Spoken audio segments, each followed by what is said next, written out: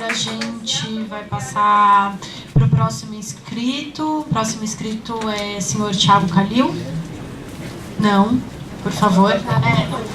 Não foi. Se puder ficar mais aqui. Seja bem-vindo. Valeu, Fernanda. Boa tarde para todo mundo. Meu nome é Thiago Calil, eu trabalho no Centro de Convivência Etley, que é uma instituição que trabalha no território da Luz desde 2002, e eu pessoalmente faço trabalho de campo lá, que a gente chama que é na rua, desde 2004. Então dá para dizer que essa questão da violência, né, da violência policial é já histórica nesse território, assim. Posso levantar para a Defensoria datas de violência policial nos últimos 13 anos aí, que eu tenho isso em casa. Mas eu queria trazer alguns episódios que acho que são importantes pra gente destacar aqui, que é no começo do ano passado, posso depois te dar a data certinho, mas a gente estava fazendo trabalho de campo pelo Etley, inclusive junto com os parceiros da Craco Resiste, e começou uma revista, depois desse RAPA, que as pessoas, que a gente chama de RAPA, né, quando a prefeitura inclusive apreende bens dos cidadãos, né, roubam os seus próprios cidadãos. Tinha um rapaz que se recusou a dar os bens dele para a polícia, e a polícia começou a dar, 3 policiais da GCM começaram a dar cacetada nele com o cacetete. Eu peguei meu celular, porque inclusive é uma instrução que a gente tem da Defensoria Pública, de registrar esses momentos de violência policial, e comecei a filmar a violência policial. Os policiais perceberam que eu estava gravando e automaticamente vieram me abordar, falando para desligar o celular, porque eu não podia fazer imagens, eu não podia gravar aquelas imagens. E aí, como eu também estou instrumentalizado um pouco dos meus direitos, eu falei que podia sim gravar isso. A situação foi se tensionando até que o policial me empurra na parede e começa a me revistar, revista toda a minha mochila, e eu falo para ele: eu estou aqui trabalhando, eu sou um trabalhador desse território, e inclusive eu mostrei o logo de apoio do Ministério da Saúde, do apoio da Secretaria Municipal de Saúde. E eu falei: tô trabalhando, cara. Porque ele falava que eu tava atrapalhando o trabalho dele, entendeu? E eu falava: cara, desculpa, eu tô fazendo meu trabalho, que é também ficar de olho à violação de direitos humanos. E aí eu mostrei o meu uniforme, ele falou: Thiago, só que o seu uniforme tá aqui, né? O meu uniforme tá aqui. O policial falou com essas palavras pra mim, que o meu uniforme tá aqui e o uniforme dele tá aqui. Ou seja, certamente um abuso de autoridade muito claro da Guarda Civil Metropolitana com os outros trabalhadores do território, assim. E aí, um outro dado que me chama a atenção em relação à violência policial, que justifica essa violência policial, né, que é no dia 21 de maio do ano passado, no 21 de junho, exatamente um mês da grande ação do dia 21 de maio, o grupo de usuários estava na Princesa Isabel, eles retornaram para a esquina da Cleveland com a Elvete ali. E nessa grande migração dos usuários à noite ali, a gente estava em campo nesse momento, eu pergunto pro policial: mas por que está acontecendo? O que está acontecendo aqui? Que é isso? O Guarda Civil Metropolitano me diz: a gente está devolvendo a praça de volta para a comunidade. E aí o que me faz entender que a segurança pública não considera essas pessoas parte da comunidade. Acho que é uma violência explícita também como cidadão da cidade, como todos os outros, né?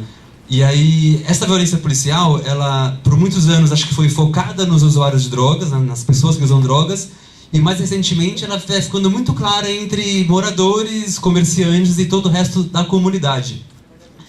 E os trabalhadores, enfim, todo mundo junto. E aí, a gente, né, criou um coletivo ano passado que chama Mundaréu da Luz.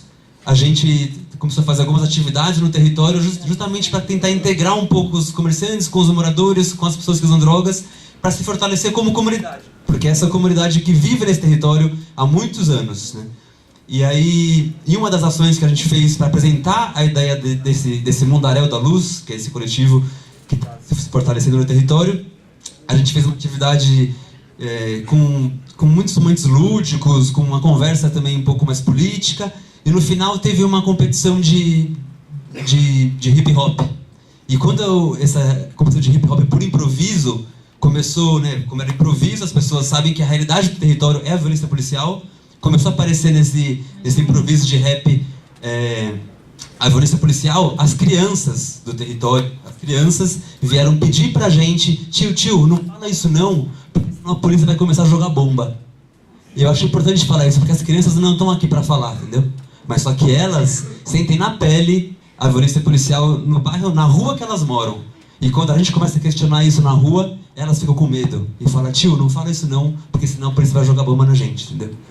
E joga na criança também. Se o senhor puder concluir. Vou concluir então, e aí acho que, para fechar, só quero deixar claro que a gente está falando muito da violência policial com o cidadão e por que isso acontece. Eu queria deixar claro que certamente tudo isso não é para acabar com o tráfico de drogas, certamente isso é para trocar a comunidade dali, sabe? Não é devolver para a comunidade, é trocar a comunidade. Querem,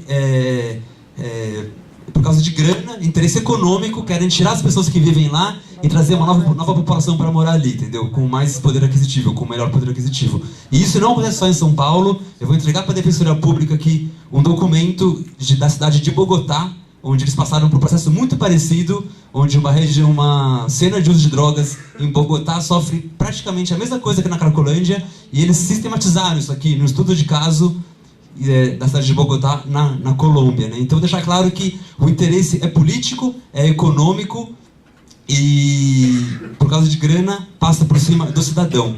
E a cidade de São Paulo, com o Braços Abertos e com a redução de danos, que é o programa que eu trabalho também desde 2004, já deveria ter aprendido um pouco em como tratar o seu cidadão com dignidade.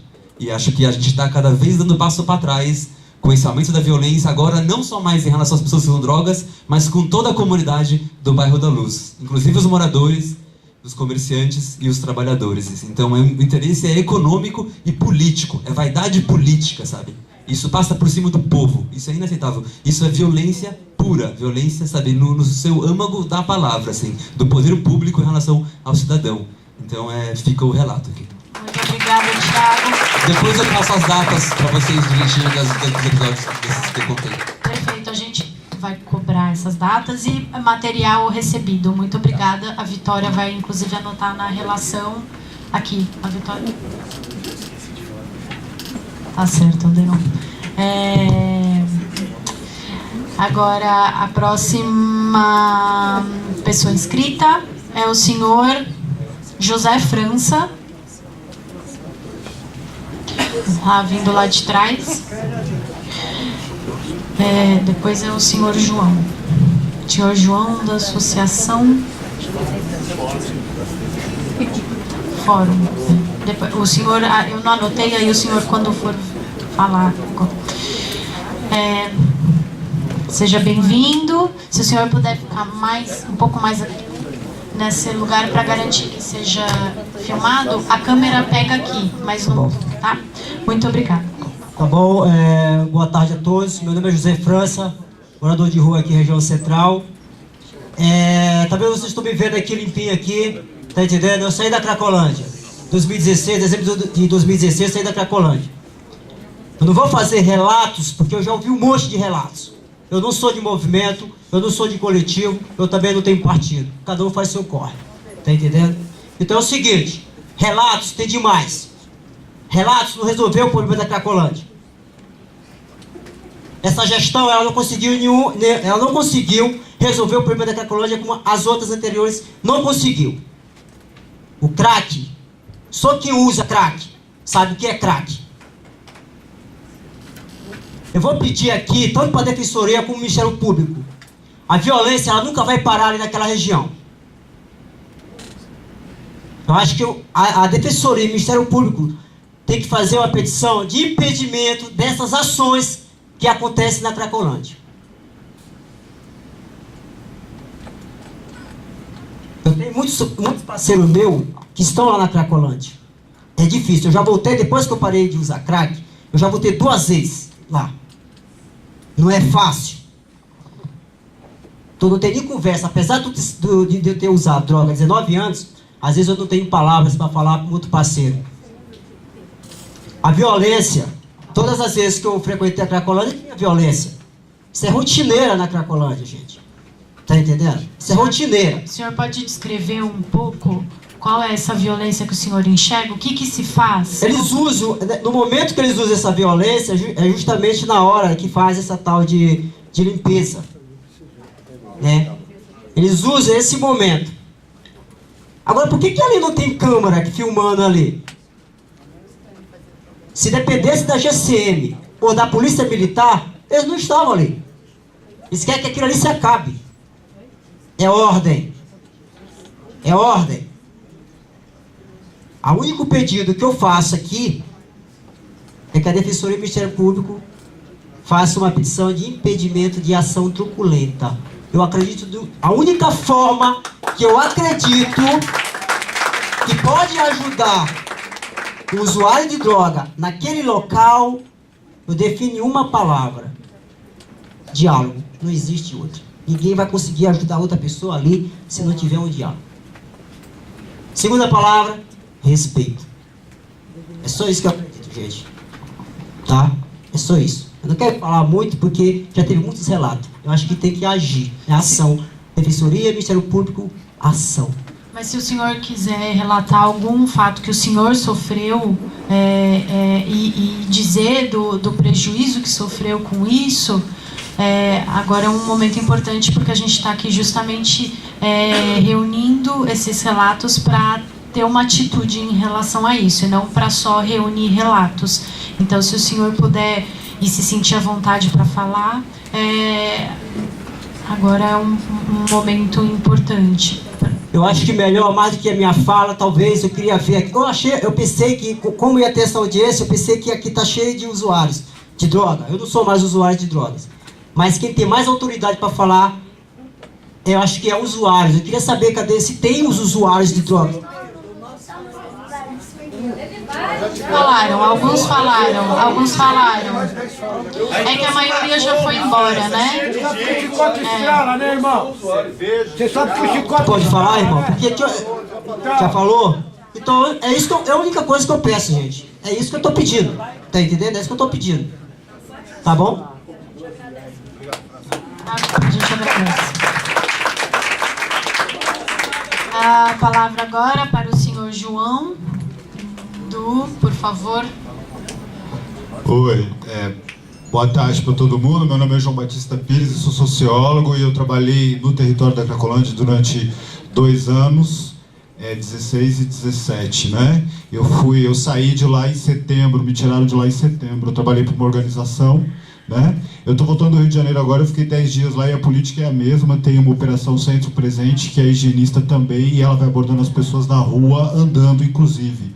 Né? As pessoas, elas veem a polícia vindo, elas circulam, então é um processo que está indo bastante longe. Eu vivenciei, não como usuário de droga, mas com pessoas que eu atendi 6 dias por semana, situações realmente extremas, feitas por parte da polícia, e eu mesmo fui vítima disso, porque eu tive revólver apontado, por exemplo, não sozinho, mas com outra pessoa também, técnico também, que trabalhava lá. Nós tivemos revólveres apontados para nós, na esquina da Helvétia com o Adino Bueno, por exemplo. No momento da lavagem, eu já fui impedido de caminhar, de entrar no espaço, de uma maneira agressiva, me diziam para dar a volta, né? E uma série de coisas. E também eu gostaria de dizer que os trabalhadores várias vezes ficaram presos na tenda por horas. 3 horas, 2 horas e meia. Acho que tem mais gente da saúde aqui que já ficou preso na tenda. Há vídeos que circulam, que a gente pode levantar esses vídeos, onde realmente as pessoas, no momento, esse momento do rapa, as pessoas foram se refugiar na tenda e a polícia fechou e fez toda a revista lá dentro. É claro que infelizmente encontrou coisas, mas os trabalhadores nesse momento eles ficaram sem poder se retirar. Eu gostaria também de estar aqui denunciando de uma maneira aqui bastante veemente a atuação de algumas organizações da sociedade civil que estão lá atuando no território, e elas também, por uma série de razões, elas acabam sendo coniventes com essa atuação, porque elas acabam perseguindo e demitindo trabalhadores que estão criando vínculos, que estão vivenciando todo dia. Essas organizações, elas mesmas, nós não podemos colocá-las totalmente no papel de tiranas, porque nós sabemos que essas organizações, elas sofrem também pressões vindas, a gente sabe muito bem onde, em cima de convênios, em cima de colaboração, né, como a gente diz agora, que mudou a linguagem. Então é um sistema, como a Nazaré traz, que é bastante amplo, ele tem vários vetores, e eu acho que é muito importante nós ouvirmos todos os lados, porque, como disse agora, a população que está lá, ela também está sendo ameaçada, e a gente sabe muito bem que o discurso do capital é julgar realmente a classe média contra o pobre para trazer o capital pesado depois. Tá? Então eu acho que a gente tem que continuar essa resistência e tem que trazer mais pontos em relação a isso. Tá? Então são alguns aspectos que eu gostaria de trazer. Obrigado, pessoal. Agradecemos, obrigada, João. a falar o senhor Saul Namias. É isso? Seja bem-vindo. Enquanto o senhor Saulo está chegando, queria só anunciar que o núcleo da situação carcerária da Defensoria também está presente aí aqui na audiência. Obrigado aí pela presença. Na pessoa do Defensor Público Leonardo. Obrigado. Boa tarde, todo mundo. Eu vou ser também bem breve, porque eu também não sou um especialista, mas eu sofro problema por morar na região do Bom Retiro, próximo ao bairro da Luz. E, assim, a gente acompanha muita coisa que acontece na Cracolândia, que impacta também o nosso bairro. E o que a gente queria relatar, até porque eu conheço muita gente que mora no Campos Elíseos, que é onde é o olho do furacão, né, é que também tem que ver o outro lado. Por exemplo, eu faço uma pergunta: por que não tem nenhuma pessoa da polícia aqui também para falar o lado da polícia? Né? Porque não, é importante sempre ouvir os dois lados. Sim, senhor. É só para aqui vou sempre lembrar o objetivo dessa audiência pública, né, que a gente fala desde o início. No edital dela está previsto um objetivo muito específico, que é realizar uma defesa responsável, uma atuação judicial responsável, colher elementos para buscar a reparação das vítimas de violência por parte da GCM e da Polícia Militar do Estado de São Paulo. Okay. Esse é o objetivo da audiência pública e é por isso que por que eu estou falando as pessoas isso? Estão Porque a polícia também me relata a violência que ela também sofre, que não mostra, que não aparece nos jornais. Então, toda violência é ruim. Essa aqui aparece no jornal, sim, né? O outro lado que ninguém fala.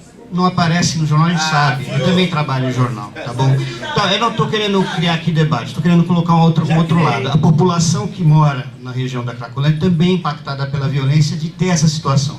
Outra coisa, eu acho que quem está nessa situação de estar usuário é uma situação grave e que tem que ser ajudado a sair urgentemente da situação. E muitas vezes não tem condição de fazer isso. Então, eu acho assim, tem que, sim, mas tem que fazer isso. E a ordem pública também é importante, porque não tendo ordem pública também é uma agressão a quem paga impostos e mora na região. Então também isso não está certo. Tá? Então eu acho assim, tem que ponderar, a ordem pública também é importante. E também tem que ser erradicado esse problema, porque isso impacta diretamente nos cidadãos que pagam impostos e vivem em segurança, porque também sofrem com assaltos, com roubo, com tráfico presente, escondido no meio dali. Não é uma situação desejável, tá bom?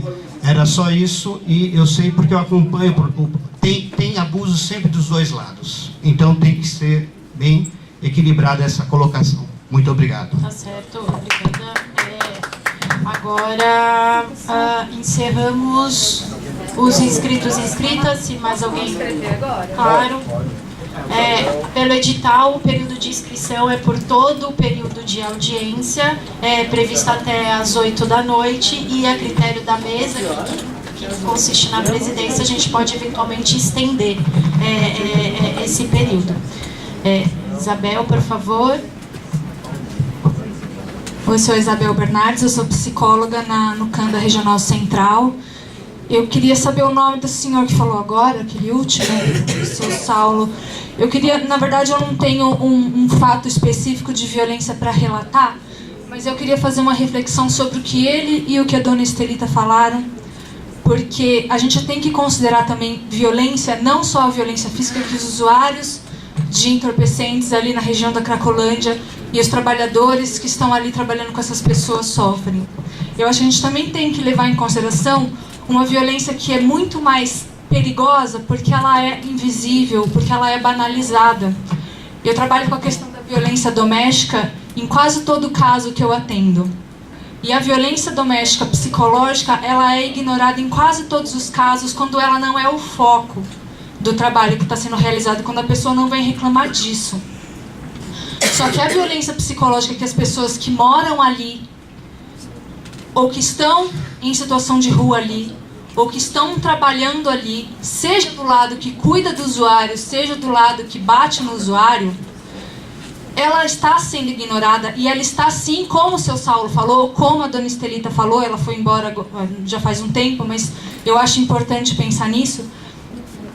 Todas as pessoas que estão ali, todas as pessoas que estamos preocupadas com esse assunto, estão aqui Todas as pessoas que leem o jornal e passam mal com esse assunto, seja por um lado, seja pelo outro, estão vítimas de violência psicológica. E ninguém está falando disso, porque quando você sofre violência psicológica, você tende a, de alguma maneira, escolher um lado. Eu vou ser o cara, eu vou ser a mina, que vai defender essa galera e vai apanhar e vai ser crucificada depois? Ou eu vou ser o cara que vou escolher proteger a minha subjetividade e vou ficar do lado do opressor? Isso é muito violento e ninguém está falando disso. Você ter que escolher o lado de quem vai apanhar junto ou o lado de quem vai fechar os olhos quando vê o outro apanhando, isso é muito violento. O Tiago, se não me engano, falou das crianças que falam: tio, não fala disso aqui não, senão a polícia vai tacar a bomba em nós de novo. Essas crianças estão em situação de violência psicológica.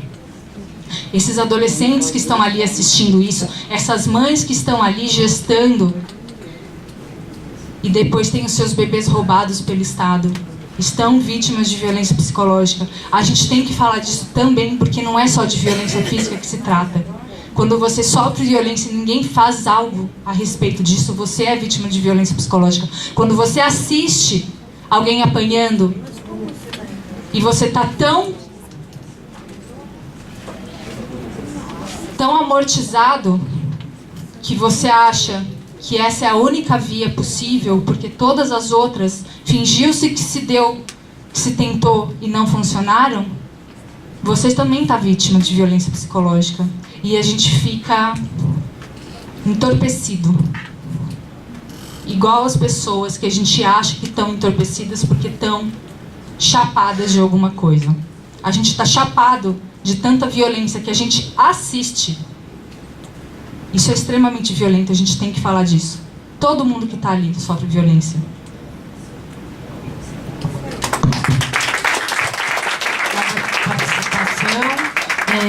Agora vamos abrir a palavra para a próxima inscrita. O senhor já foi anotado aqui.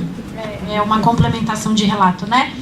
Mas o senhor, seguindo a ordem cronológica aqui, a senhora Anabela Andrade gostaria agora de ter a palavra.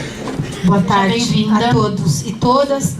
Eu trabalho na Cracolândia desde 2013, com as mulheres em situação de violência, com as travestis, né? Ninguém falou delas, e elas são muito vítimas também, porque se você que é mulher passar nua no fluxo, ninguém vai falar nada. Se passar uma travesti, vão te xingar de tudo. Então, elas sofrem muito, e eu gostaria de pedir para essa casa questionar a questão do orçamento. Porque eu pedi na LAI, na Lei de Acesso à Informação, e nós temos 444 milhões, né, que estão lá, e que nós gostaríamos de saber como isso está sendo empregado. Nós conversamos com a professora Júlia Catunda, que trabalha no programa das Doidas, que são com usuários que hoje são esquizofrênicos por conta de uso de droga. E ela tem um trabalho muito interessante, que é de trabalhar com o indivíduo integralmente. Então, com arte e com várias coisas. Nós, de terça-feira, nós íamos para dentro do fluxo para tocar com os usuários. E esses equipamentos a gente conseguiu por doação pela Contemporânea, e eles ficavam lá dentro do Braços Abertos. Tá? Os nossos equipamentos sumiram, tá? Eram surdo, caixa, tamborim, chocalho, uma série de coisas que de terça-feira a gente ia para dentro do fluxo tocar com eles, tá? Com dinheiro do Vai. E isso simplesmente acabou, porque eles acham que as pessoas não podem. A partir de quando? Desculpa. Sumiu a partir do momento que o pessoal do Braços Abertos, a Zélia e todo aquele pessoal que começou em 2013 a trabalhar, sumiram com as coisas. Sumiram com coisas delas, inclusive. Acabaram com o trabalho que estava sendo feito, entendeu? E que era de acolhimento. E não querem que as pessoas deitem na tenda. Quer dizer, o usuário entra lá, vai, levanta aí, com chute.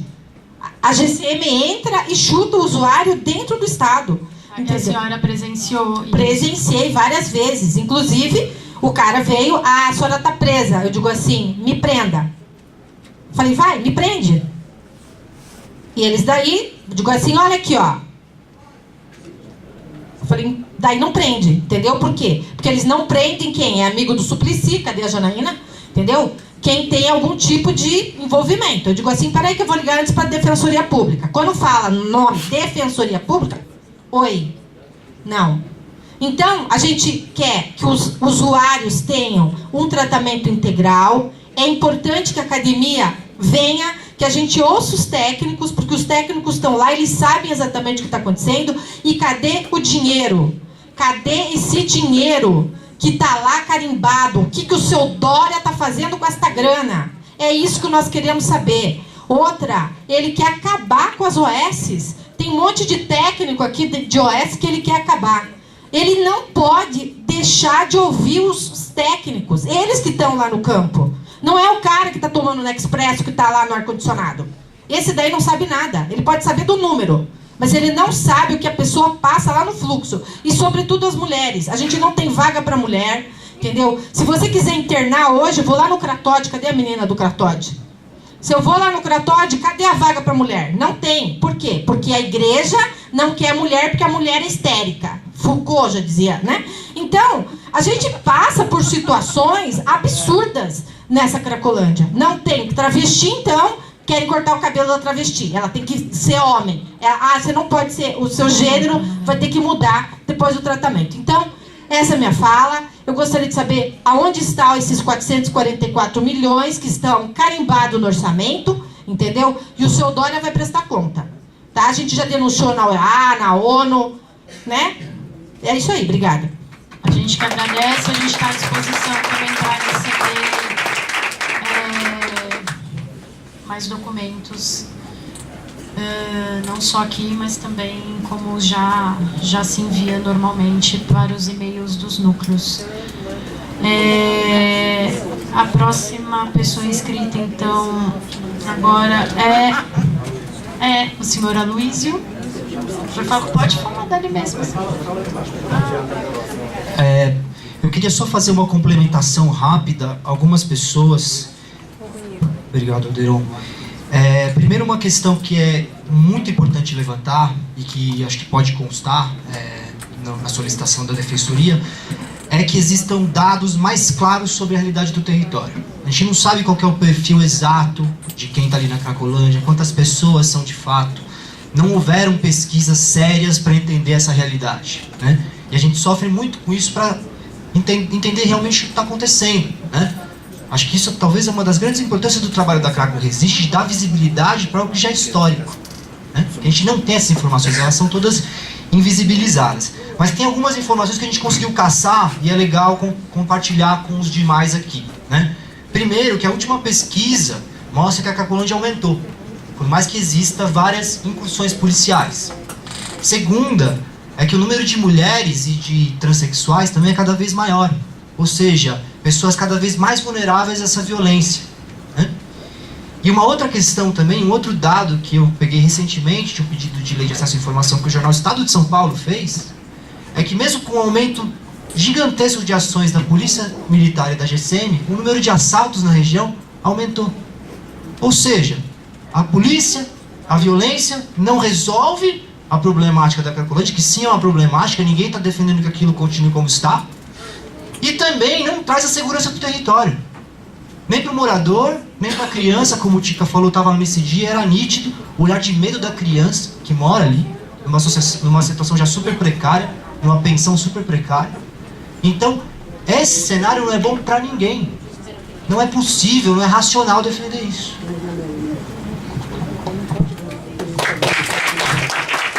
Obrigada pela palavra.